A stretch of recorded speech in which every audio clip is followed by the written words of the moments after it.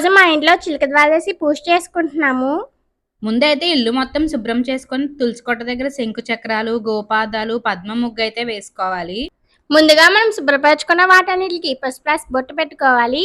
అలాగే తులసి కోటకి అయితే పెళ్లి బొట్టు పెట్టుకోవాలి. ఈ రోజు మనం ఉసిరికొమ్మను తులసి కోటలో గానీ వేరే కుండీలో గానీ పెట్టుకొని అయితే పూజ చేసుకోవాలి. ఈ పూజ అయితే మనం సూర్యాస్తమం అయ్యాక చేసుకోవాలి. ఈ లోపు మేము పూజకు కావాల్సిన అన్ని అయితే సిద్ధం చేసుకుంటున్నాము. ఈ రోజు మనం తులసి కోటలో మరో కొత్త తులసి మొక్క నాటుకుంటాం కదండి. మా మామయ్య గారు అయితే ఇప్పుడు తులసి మొక్క నాటి ఉసిరికొమ్మ పెడుతున్నారు. ఈ పూజలో కొంతమంది శివపార్వతుల ఫోటో పెట్టుకుని చేసుకుంటారు, కొంతమంది రాధాకృష్ణుల ఫోటో పెట్టుకుని చేసుకుంటారు. మేమైతే రాధాకృష్ణుల ఫోటో పెట్టుకుని చేసుకున్నామండి. ఈ రోజు 365 ఒత్తు ఇంకా ఉసిరి దీపం వెలిగించుకుంటే చాలా మంచిదండి. మనకి సంవత్సరం మొత్తం దీపారాధన చేసుకోవడం కుదరదు కదండి. సో మనం ఈ రోజు ఇలా 365 వత్తు వెలిగించుకోవడం వల్ల సంవత్సరం మొత్తం చేసిన ఫలితం అయితే లభిస్తుంది. చెప్పాలంటే ఇప్పుడు మా జనరేషన్ వాళ్ళకి ఈ పూజలు ఎందుకు చేస్తామో ఏంటో కూడా అసలు తెలీదు. ఇంకా రాను రాను జనరేషన్లకి అయితే అసలు తెలియకపోవచ్చు. సో నాకు తెలిసిందంతా నేను ఇప్పుడు మీతో అయితే షేర్ చేసుకుంటున్నాను. ఈ చిలుక ద్వాదశినే యోగ ద్వాదశి, పాపనాశన ద్వాదశి, ఇంకా క్షీరాబ్ద ద్వాదశి, దామోదర వ్రతం అని కూడా పిలుస్తారు. ఈ శుభదినానే క్షీరసాగరాన్ని చిలికారు కాబట్టి దీన్ని చిలుక ద్వాదశి అని కూడా అంటారు. ఇలాంటి ఈ పవిత్రమైన రోజున స్వామివారిని ఉసిరి చెట్టు రూపంలో, అమ్మవారిని తులసి మొక్క రూపంలో ఆరాధన చేయడమే చిలుక ద్వాదశి అంటారు. ఈ రోజు విష్ణుమూర్తి స్వరూపమైన ఉసిరి చెట్టుకు, లక్ష్మీదేవి స్వరూపమైన తులసి మొక్కకు ఎవరైతే కళ్యాణం చేస్తారో వారికి కన్యాదానం చేసిన ఫలితం వస్తుందంటండి. ఆషాఢ మాసంలో వచ్చే ద్వాదశి రోజున యోగనిద్రలోకి వెళ్లిన శ్రీ మహావిష్ణువు క్షీరాబ్ది ద్వాదశి రోజున బృందావనంలోకి లక్ష్మీ సమేతంగా ప్రవేశిస్తారట. ఇలా ప్రవేశించిన ఆ విష్ణుమూర్తి స్వరూపమైన ఉసిరి చెట్టుకు, లక్ష్మీ స్వరూపమైన తులసి మొక్కకు ఈ రోజున కళ్యాణం నిర్వహించి విశిష్టంగా ఉసిరి దీపాలను వెలిగించడం వలన మనం అనుకున్న పనులన్నీ త్వరగా నెరవేరుతాయట. ముందుగా వినాయకుడికి పూజ చేసుకుని శుక్లాం భద్రం అనే శ్లోకాన్ని చదువుకుని ధూప దీపం నైవేద్యాలు చూపించి తర్వాత స్వామివారికి, అమ్మవారికి తులసి దామోదర తండ్రి అని పూజ చేసుకోవాలి. మేమైతే చెలివిడి, వడపప్పు, పానకం, పరవన్నం, ఆ శ్రీకృష్ణుడికి ఎంతో ఇష్టమైన అటుకులు అయితే నైవేద్యంగా సమర్పించుకున్నాం. ఈ దీపాలని ఇలా వెలుగుతూ ఉంటే చూడడానికి ఎంత కనుల పండుగగా ఉందో చూడండి. పూజ అయితే పూర్తయింది. పూజ పూర్తయ్యాక మంగళహారతి ఇచ్చి ఆ శ్రీ మహావిష్ణువుకు సాష్టాంగ నమస్కారం అయితే చేసుకున్నాము. తర్వాత ఆవు పాలల్లో బియ్యం వేసి అయితే దంచుకుంటాము. ముందైతే మా మామయ్య గారు, మా అత్తయ్య గారు దంచారు. ఇలా ఎందుకు దంచుతారో నాకు కూడా తెలియదు. మీలో ఎవరికైనా తెలిస్తే కామెంట్ చేయండి. తర్వాత మేమందరం కూడా మా పిల్లలతో కలిసి దంచాము. దంచడం అయితే పూర్తయింది.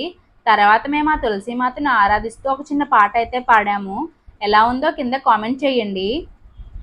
గోపా ప్రదక్షిణ నీకిస్తేనమ్మా, గోవిందు సన్నిధి నాకియ్యవమ్మా, వంటి ప్రదక్షిణ నీకిస్తేనమ్మా, వైకుంఠ సన్నిధి నాకియ్యవమ్మా, రెండో ప్రదక్షిణ నీకిస్తేనమ్మా, నిండైన సంపదలు నాకియ్యవమ్మా, మూడో ప్రదక్షిణ నీకిస్తేనమ్మా, ముత్తైదువతనం నాకియ్యవమ్మా, నాలుగో ప్రదక్షిణ నీకిస్తేనమ్మా, నవధాన్య రాసులను నాకియ్యవమ్మా, ఐదో ప్రదక్షిణ నీకిస్తేనమ్మా, ఆయువైదోతనం నాకియ్యవమ్మా, ఆరో ప్రదక్షిణ నీకిస్తేనమ్మా,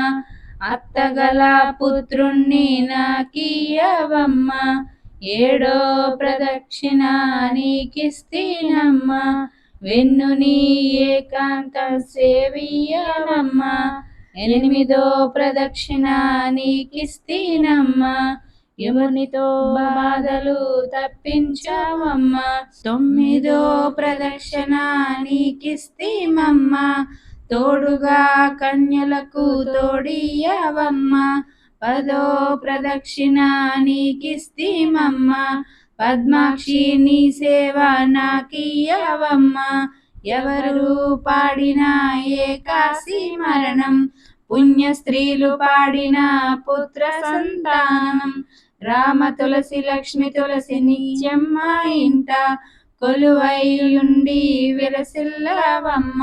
గోపా ప్రదక్షిణ నీకిస్తీనమ్మ, గోవింద సన్నిధి నాకీయవమ్మ.